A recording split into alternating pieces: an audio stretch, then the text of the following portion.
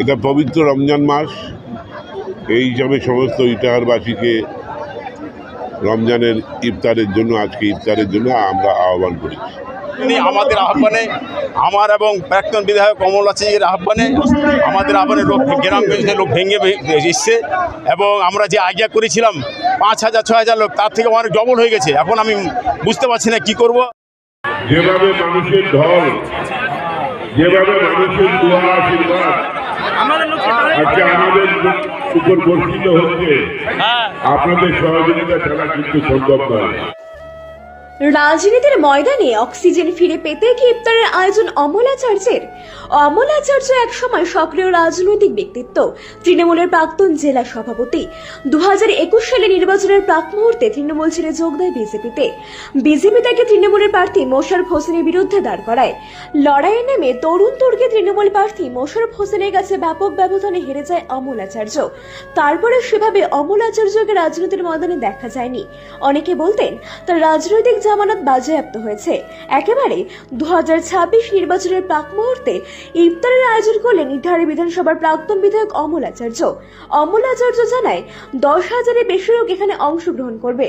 অমলবাবু আরো বলেন, এখানে রাজনীতির কোনো বিষয় নেই। ইটাহার পঞ্চায়েত সমিতির প্রাক্তন সভাপতি জনাব আব্দুল সামাদ জানায়, এই আয়োজনে মানুষের ব্যাপক সাড়া মিলেছে। যত মানুষের আন্দাজ করা হয়েছিল তার থেকে অনেক মানুষ যোগদান করেছে।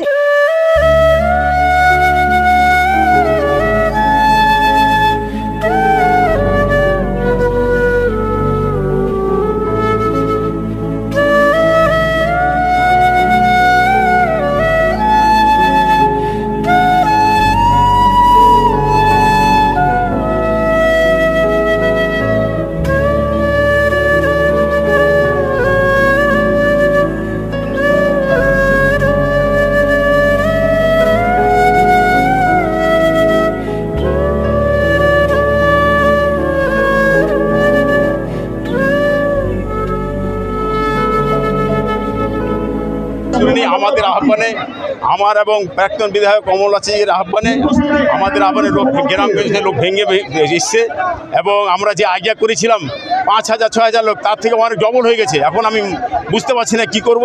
আমার অ্যারেঞ্জমেন্ট থেকে বেশি লোক হয়ে গেছে, যেটা আমি ভাবতে পারিনি। লোক এত আমাদের স্বতঃস্ফূর্ত, আমাদের যাকে স্বতঃস্ফূর্ত আমাদের এত লোক ভালোবাসে এবং বিধায়ক সাহেব যে বাজে একটা ইয়ে করে সেটা মানুষ পাত্তা দেয়নি। আমরা চেষ্টা করছি, সমস্ত লোকের একটু দেরি হলো, রোজাকে ইফতার করার পর রাত 10টার মধ্যে সকলকে আমরা আপ্যায়ন করবো এবং খাওয়ার ব্যবস্থা করে তারপর বিদায় দিব। বিধায়ক ব্যর্থ হয়ে গেছে, বিধায়কের সেই কুচক্রী ষড়যন্ত্র ব্যর্থ হয়ে গেছে। মানুষ বিধায়ককে ছুঁড়ে ফেলে দিয়েছে।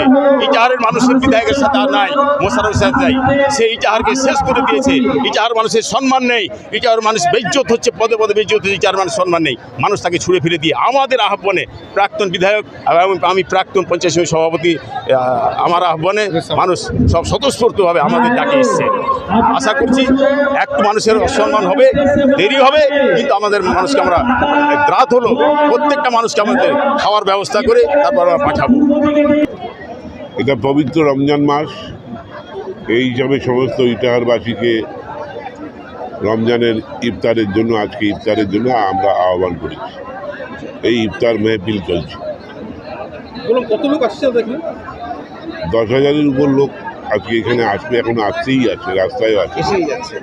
দীর্ঘদিন ধরে আপনি রাজনীতির বাইরে এবং আজকে অনেকদিন পর আপনাকে পুরনো ফর্মে দেখা যাচ্ছে, জানিয়ে রাজনৈতিক মহলে শোরগোল।